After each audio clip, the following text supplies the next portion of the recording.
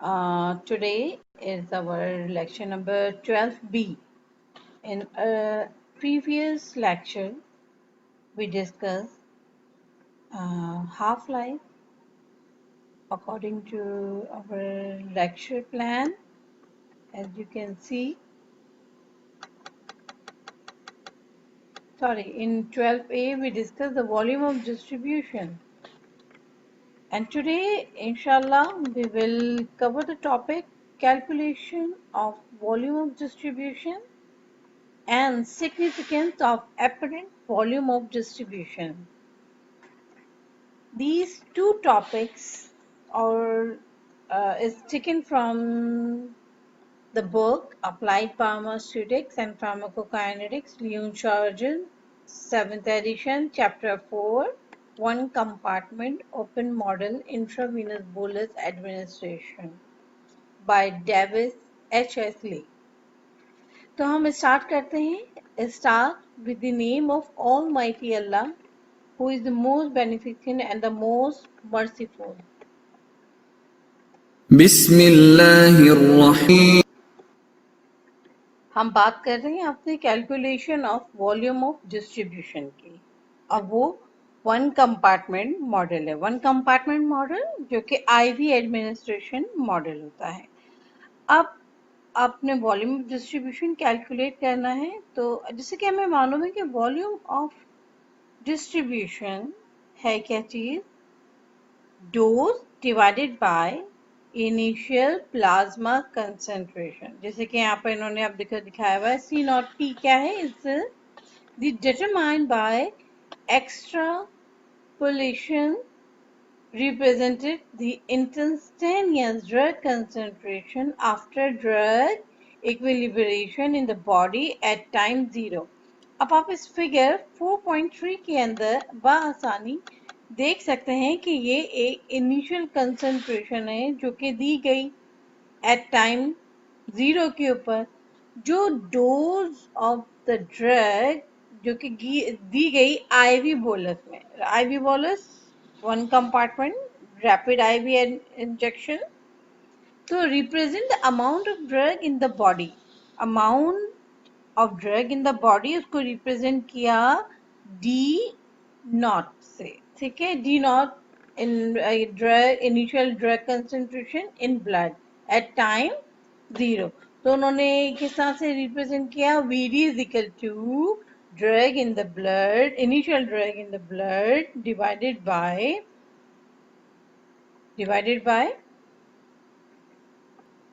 initial drug in the plasma. C not P. P represent कर रहा है plasma, B represent कर रहा है ब्लड. अब डोज जो ब्लड के अंदर गई उसमें से जो डोज या जो कंसंट्रेशन वो अचीव हुई इन प्लाज्मा में वो C नॉट P. ओके.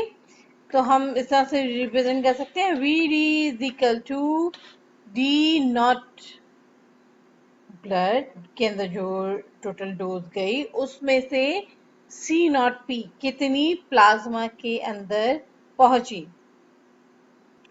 यानी कि हम C नॉट P प्लाज्मा की इनिशियल कंसंट्रेशन को डिटरमाइन कर सकते हैं बाय एक्सट्रापोलेशन. ठीक है. जैसे कि आपको ये फिगर नंबर 4.3 के अंदर दिखाया गया है कि जब आईवी बोलस डोज दी गई उसके बाद जो ब्लड की इनिशियल कंसंट्रेशन थी उसके बाद जो टाइम 0 के ऊपर उसकी प्लाज्मा के अंदर कंसंट्रेशन हुई उसको हम किस तरह से डिटरमाइन करेंगे? With the help of extrapolation on semilog graph. अब जबकि हमें ये मालूम है कि बहुत सारी जो ड्रग्स हैं उनमें जो रेट ऑफ काइनेटिक्स इन्वॉल्व होती है वो फर्स्ट ऑर्डर होती है.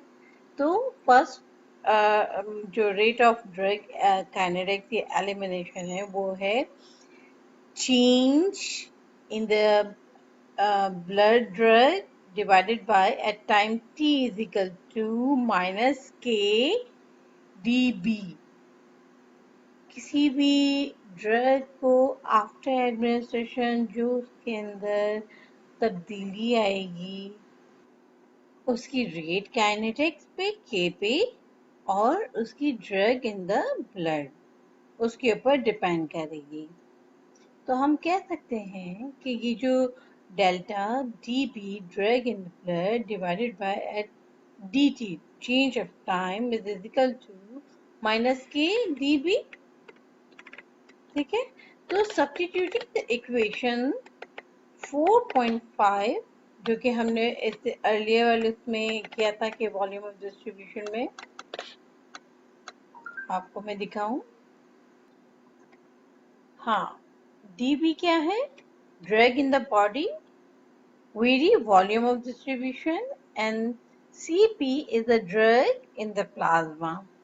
ये हमने देखा था ड्रग के डिस्ट्रीब्यूशन इन ब्लड के अंदर क्या है, is equal to volume of distribution multiply by drug in the plasma. ठीक है,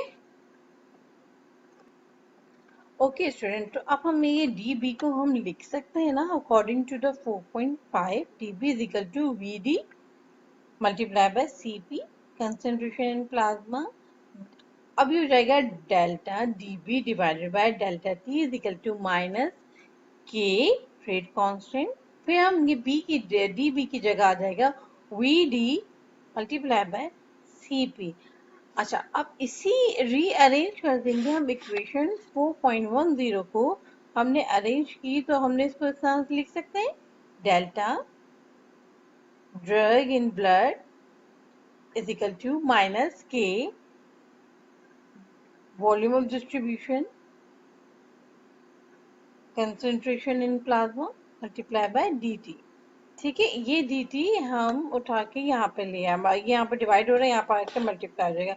ये हमारी होगी 4.11।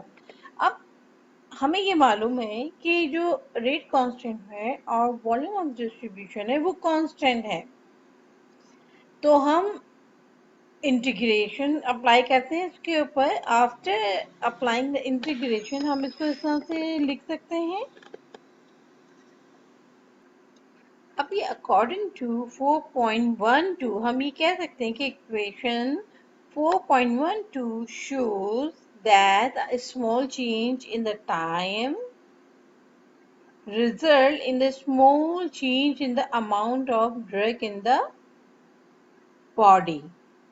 So the integration 0 to infinity C concentration in plasma multiply by dt represent the AUC area under the curve 0 to infinity, which is the summation of the area under the curve from time 0 to time infinity।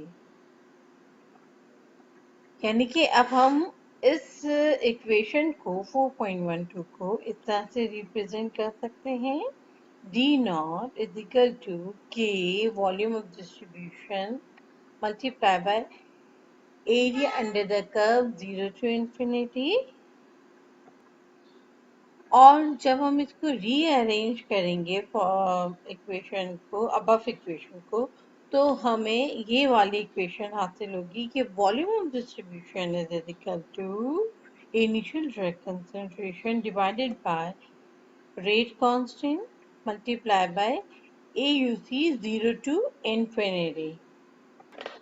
Okay student, this was the calculation of volume of distribution by mean of equation 4.13 is a model independent या फिर आप इसे कहें कि non compartmental model method है, because no pharmacokinetic model is considered and the AUC is determined by the trapezoidal rule। Okay student, अब हम discuss करते हैं आपसे significance of apparent volume of distribution. आखिर इस वॉल्यूम ऑफ डिस्ट्रीब्यूशन से फायदा क्या है, क्या सिग्निफिकेंस। अब जैसे कि हम आपको पहले भी बता चुके हैं कि ये जो वॉल्यूम ऑफ डिस्ट्रीब्यूशन है ये एक्चुअली में ट्रू फिजियोलॉजिकल वॉल्यूम नहीं है, मगर ये इस चीज़ को बताता है, एक स्पेस प्रोवाइड करता है कि हम ये बता सकें कि ड्रग बॉडी के अंदर कितनी है, reflect space the drugs seem to occupy in the body. अब इक्वेशन 4.9 में जैसे कि हमने आपको पहले पढ़ाया था, आप ये देख सकते हैं 4.9 के अंदर volume of distribution is equal to dose divided by drug in plasma या कंसंट्रेशन इन द प्लाज्मा।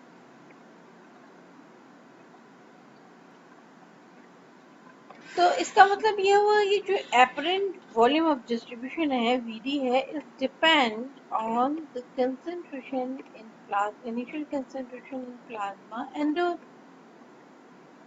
यानी कि इसका डायरेक्ट रिलेशनशिप तो होता है ड्रग की डोज के साथ, बट इनवर्स रिलेशनशिप है with the concentration in the plasma.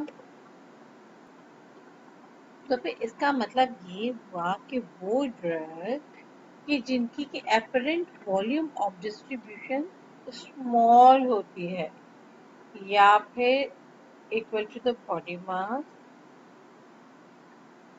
तो क्या होगा, वो ड्रग हाईली बाउंड होगी प्लाज्मा प्रोटीन से, जैसे कि हमने आपको वीडियो में भी दिखाया था कि वो ज्यादा से ज्यादा बाउंड हो जाएगी प्लाज्मा के साथ। या वो दूसरी सूरत ये भी हो सकती है कि उसके मॉलिक्यूल्स इतने बड़े हों कि वो इजीली वेस्कुलर कंपार्टमेंट से एक्स्ट्रा वेस्कुलर कंपार्टमेंट में ना जा सकें। तो फिर वो क्या होगा उसके नतीजे में, smaller apparent volume of distribution होगी, चाहे वो थॉरली डिस्ट्रीब्यूट तो नहीं होगा।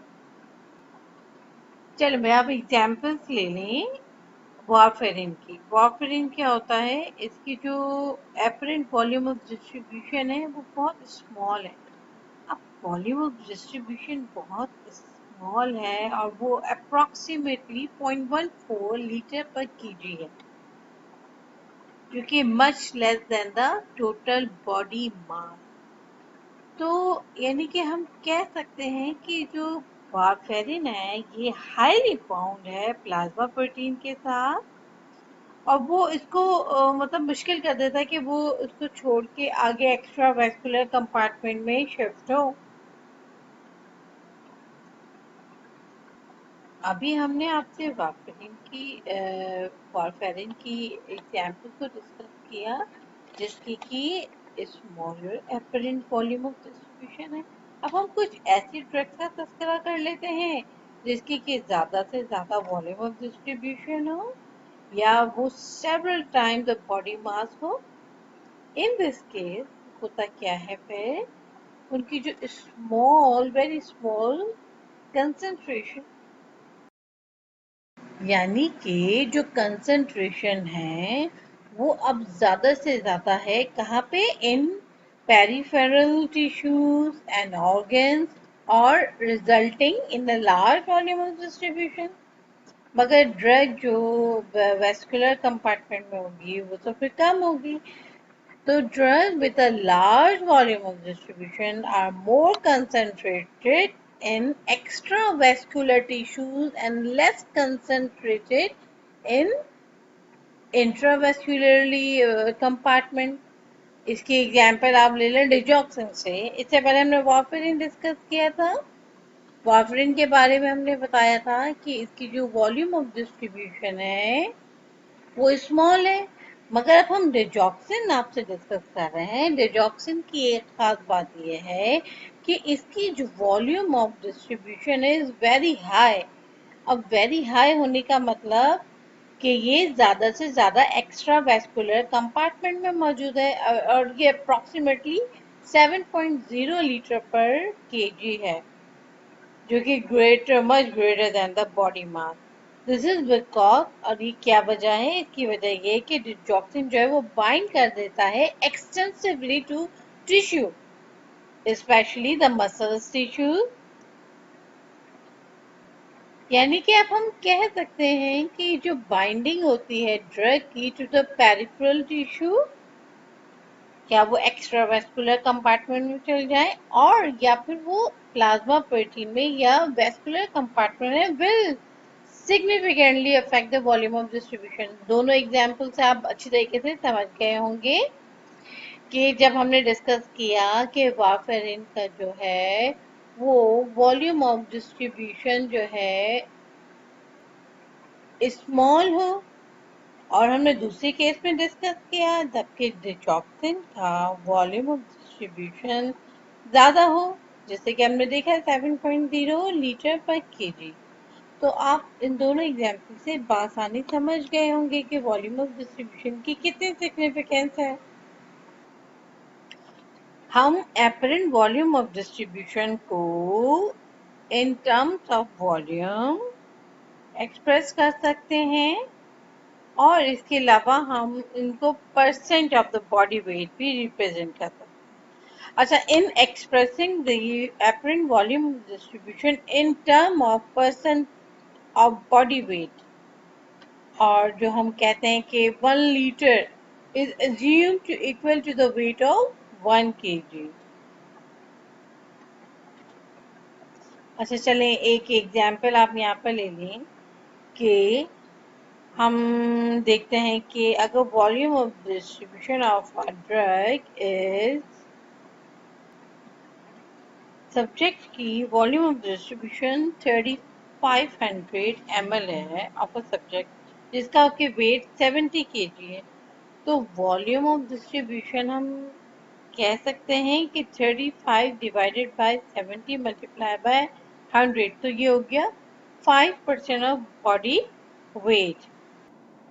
ओके स्टूडेंट, हमने आपको ये बता दिया कि वॉल्यूम ऑफ डिस्ट्रीब्यूशन अगर बहुत ज़्यादा है या फिर 100% से ज़्यादा है, तो इसका मतलब ये हुआ कि ड्रग की कंसंट्रेशन जो है वो एक्स्ट्रावेस्कुलर कंपार्टमेंट के अंदर ज़्यादा है, टिश्यूज कंपार्टमेंट के अंदर।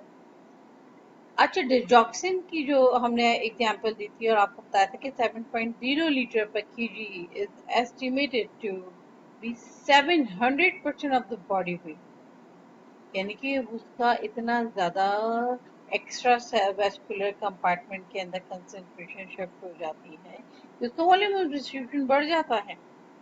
Thus, the apparent volume of distribution is a useful parameter in considering the relative amount of drug in a vascular and extravascular tissues।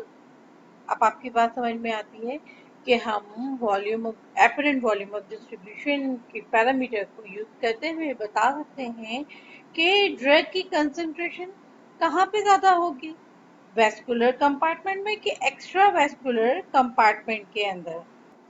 Okay student, तो यानी कि हम ये कह सकते हैं कि जो अपरेंट वॉल्यूम ऑफ डिस्ट्रीब्यूशन है किसी भी ड्रग के लिए, वो एक अमाउंट है ड्रग की इन बॉडी किसी भी टाइम पे जबकि उसको एडमिनिस्ट्रेट की गई है, कि वो डिटरमाइन कर सकती है कि कितनी कंसंट्रेशन मौजूद है, हम उसको मेजर कर सकते हैं इन दी प्लाज्मा।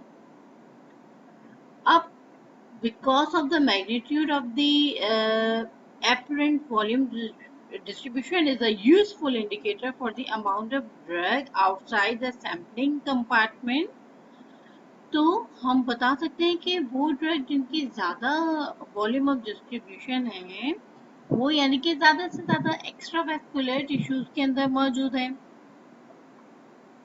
और वो जिसकी के कम से कम वॉल्यूम ऑफ डिस्ट्रीब्यूशन है यानी कि वो वेस्कुलर प्लाज्मा के अंदर ज्यादा से ज्यादा बाउंड है। तो यानी कि मतलब कहने का कि जो कंसंट्रेशन है प्लाज्मा वो हम डिटरमाइन कर सकेंगे with the help of apparent volume of distribution, with the help of the equation 4.5 जो कि हमने आपको बताई थी कि volume of distribution is equal to volume of distribution is equal to drag in the body divided by drag in the plasma। आप ये equation 4.5 के अंदर देख सकते हैं। अच्छा, यहाँ पर हमारा वॉल्यूम ऑफ डिस्ट्रीब्यूशन का टॉपिक कवर हो जाता है। नेक्स्ट हम आपसे इंशाल्लाह डिस्कस करेंगे क्लियरेंस। तो इंशाल्लाह मिलते हैं फिर आपसे नेक्स्ट सेक्शन में। अल्लाह हाफ़िज़।